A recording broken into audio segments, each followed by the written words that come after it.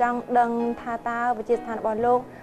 នៅក្នុងការបណ្ដុះបណ្ដាលធនធានមនុស្សដើម្បីឲ្យឆ្លើយតបទៅនឹងតម្រូវការទីផ្សារការងារក៏ដូចជាបណ្ដាក្រុមហ៊ុននានាតើលោកមានវិធីសាស្ត្របែបណាដើម្បីបណ្ដុះបណ្ដាលធនធានមនុស្សទាំងនេះអូខេឆ្លើយនឹងសំណួរមួយទៀតថា impact ខ្ញុំជាវិទ្យាស្ថាន impact វាជាប់មួយ Cambodia what is the impact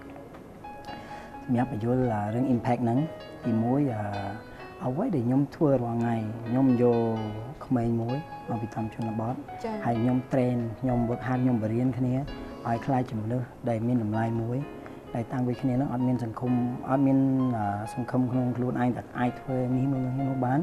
ខ្ញុំយកគេមក train ហើយមកបរៀនគេធ្វើមិនគេអាចខ្លាចជា leader បានហើយក្នុងមួយ program ដែលគេមក work hard នៅក្នុងសាលាខ្ញុំតែម្ដងពេលដែលគេចេញគេអាចប្រើការក្នុងសង្គមគេអាច become useful staff ហើយអាហ្នឹងក៏លើកជា point ដែលជាប់មួយសង្គមមួយសេដ្ឋកិច្ចក្នុងសង្គមចា៎ថារាល់ថ្ងៃហ្នឹងយើងមាន investor ច្រើនដែលគាត់មកគាត់រកស៊ីនៅស្រុកខ្មែរហើយយើងបង្កើតធនធានមនុស្សសម្រាប់គាត់ជា foundation ធនធានមនុស្សសម្រាប់គាត់ហើយបញ្ហាធំមួយថាមករកធនធានមនុស្សអត់ពិបាកទេប៉ុន្តែបើរកធនធានមនុស្សដែលល្អដែលប្រើការបានដែលយើងយកមកយើងអាចប្រើគេតែម្ដងអានឹងវាពិបាកបន្តិចអញ្ចឹងអ្វីដែលយើងធ្វើហ្នឹងយើង create យើងបង្កើតធនធានមនុស្សដែល investor គាត់មកដល់គាត់អាចប្រើបានភ្លាមគាត់គាត់មកមនុស្សហ្នឹងគេមានការ responsible ការយកចិត្តទុកដាក់ការចេះកាត់ចេះដឹកនាំចេះធ្វើនេះចេះធ្វើនោះចា៎ហើយគេរៀនតាំងពីគេរៀនរយៈពេល2ឆ្នាំហើយក្នុង2ឆ្នាំហ្នឹងតាំងពីមនុស្សដែលអត់មាន hope in self ដែលអត់មាន believe ដល់គ្នាហ្នឹងអាចខ្លាចជាអ្វីមួយបានតាំងពីអត់ទាំងចេះអក្សរខ្មែរខខក៏គេមិនចេះដែរជួនកាលអ្នកខ្លះដល់ថ្នាក់ដែលគេអាច speak English គេអាចធ្វើនេះធ្វើនោះអាចខ្លាចជា leader មួយបានអាចដោះស្រាយបញ្ហាច្រើនបានអាចខ្លាចជាone person ដែលគេអាចប្រើបានក្នុងការងារឬគេអាចយកមនុស្សនឹងមកប្រើការបានតែម្ដងហើយ impact ដែលខ្ញុំមានក្នុង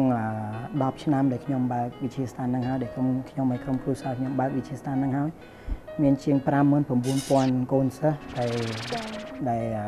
go through ដែលឆ្លងកាត់កម្មវិធីរបស់ខ្ញុំដែលឆ្លងកាត់ program វិទ្យាស្ថានរបស់ខ្ញុំហើយ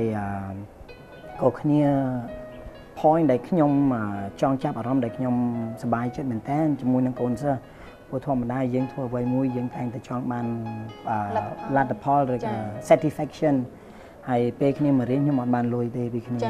ពេលគ្នាមករៀនខ្ញុំអត់បានអ្វីដែលយើងបានពីកូនសិស្សហ្នឹងលទ្ធផលដែលយើងបានពីកូនសិស្សហ្នឹងពេលគេខ្លាចជាមនុស្សដែលមានតម្លៃពេលគេខ្លាចជាមនុស្សអស្ចារ្យមួយអាហ្នឹងជាលទ្ធផលរបស់យើងហើយអាហ្នឹងជាការសប្បាយរបស់យើងដែលយើង satisfy ដែលយើង happy ហើយយើងឃើញតែកូនសិស្សយើងហើយ program ដែលយើងបរៀនគ្នាថាឥឡូវយើងត្រូវចេះបន្ទាប់ពីយើងចេះយើងធ្វើការមករក income មករក capital ដើម្បីបង្កើត business ខ្លួនឯងឬក៏ដើម្បីចាប់ផ្ដើមស្អីមួយខ្លួនឯងហើយ from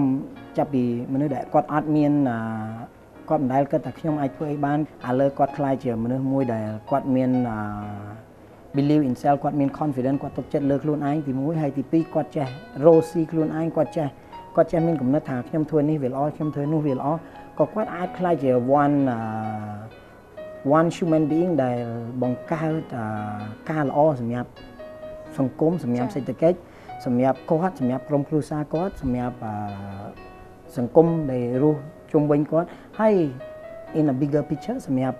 country តែម្ដងសម្រាប់ប្រទេសតែម្ដងពោះពេលដែល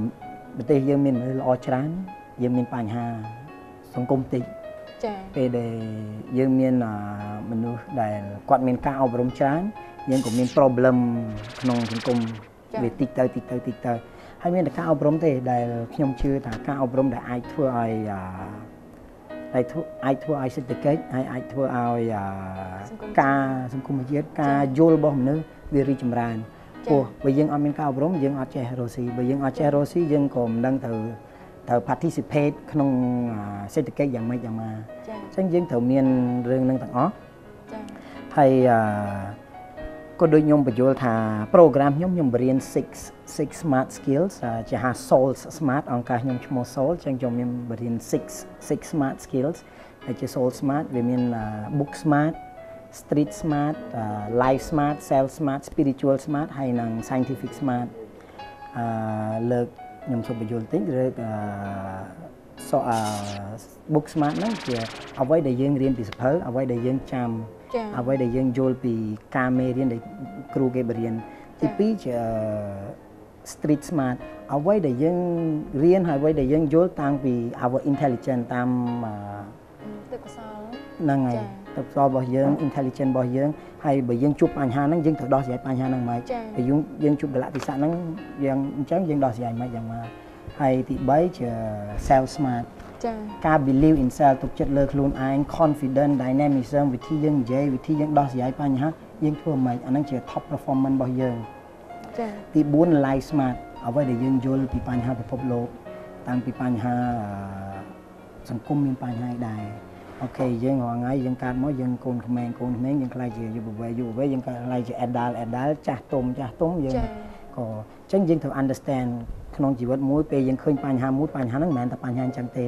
ជួនកាលបញ្ហាហ្នឹងយើងមើលអញ្ចឹងវាបញ្ហាអញ្ចឹងប៉ុន្តែក៏ពិតបញ្ហាហ្នឹងយើងអាចដោះស្រាយតាមផ្លូវផ្សេងបានអញ្ចឹងណាចា៎ហើយ one more point is spiritual smart បើយើងជួយមនុស្សច្រើនយើងក៏បានបនច្រើនអញ្ចឹងអាហ្នឹងជាការឆ្លាតមួយដែរដែលបើយើងជួយគេច្រើនយើងក៏បានបនច្រើនពេលដែលយើងបានបនច្រើនជួនកាលយើងជួបកលៈទេសៈឬក៏ជួបឧបសគ្គមួយការ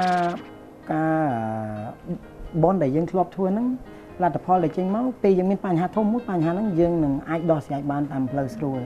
ចា៎ហើយ scientific thinking តើយើងគិតពេលដែលយើងជួបបញ្ហាមួយយើងគិតម៉េចឧទាហរណ៍យើងជួបឧទាហរណ៍លើកសភៅអញ្ចឹងចុះសភៅហ្នឹងធំឬក៏ទូចតើយើងគិតម៉េច how do we decide is it big or small អញ្ចឹងអាហ្នឹងជាផ្នែកផ្សេងដែលយើងបរៀនហើយយើងចង់ឲ្យកូនសិស្សយើងដឹងហើយកូនសិស្សយើងយល់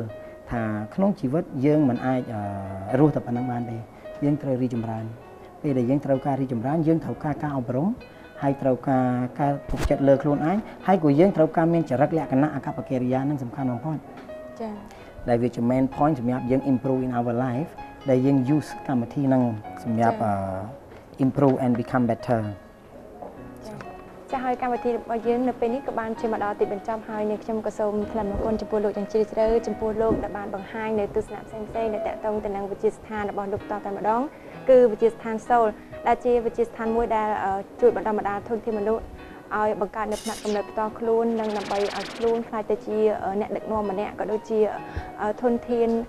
មនុស្សដ៏ល្អមួយរូបនៅក្នុងសង្គមផងដែរចា៎ហើយយើងខ្ញុំក៏សូមជូនពរលោកឲ្យជួបតែសំណាងល្អក៏ដូចជាសុខភាពល្អហើយ